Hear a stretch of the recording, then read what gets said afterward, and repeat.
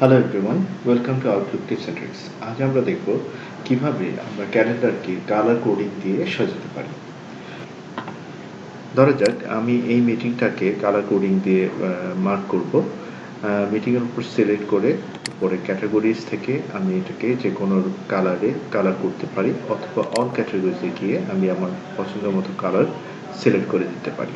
এখানে যে কটা ক্যাটাগরি দেয়া আছে এগুলো ছাড়াও আমি আমার ইচ্ছে মতো নিউ ক্যাটাগরি ক্রিয়েট করতে পারি, অথবা এগুলোকেও আমি রিনেম করে নিতে পারি।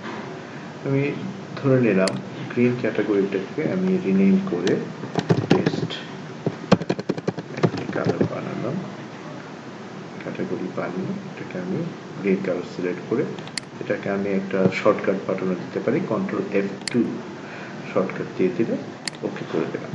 সেক্ষেত্রে এখন আমি যখন Ctrl+F2 চাপবো আমার এই মিটিংটা উইকিপিডিয়া মিটিং যেটা দেখাচ্ছে সবগুলো প্রিন্ট হয়ে যাবে। সেম সাবজেক্টে যদি আমি আরেকটি মিটিং ক্রিয়েট করি,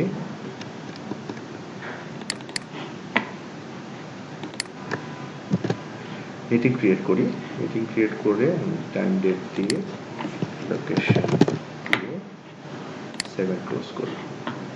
but unfortunately weekly review meeting, project review meeting যেটা আমার গ্রিন কালার হওয়ার কথা সেটা অটোমেটিক্যালি হলো না। এটাকে অটো করতে হলে আমাদেরকে একটু কন্ডিশনে চেঞ্জ করতে হবে।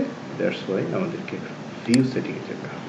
ভিউ সেটিংয়ে গিয়ে আমরা কন্ডিশনাল ফরম্যাটিংয়ে গিয়ে অ্যাড ক্লিক করে আমরা যে সাবজেক্টে মিটিংটা করব, লাইক উইকলি প্রজেক্ট রিভিউ, সাবজেক্টটা দিয়ে কালারটা যদি আমি গ্রিন করে দিই, কন্ডিশনে অ্যাড করে এখানে আমাকে সাবজেক্টটা বলে দিতে হবে উইকলি প্রজেক্ট রিভিউ নামে যে সাবজেক্টগুলো থাকবে সেই সাবজেক্টগুলো আমার সব গ্রিন কালার হয়ে যাবে। আমি ওকে করে এবারে আমার weekly project review meeting code টিমটা সবগুলো গ্রিন হয়ে গেল। আমি যদি এখন আরেকটি মিটিং ক্রিয়েট করি উইকলি প্রজেক্ট রিভিউ নামে, weekly project review system team, time date ওকে,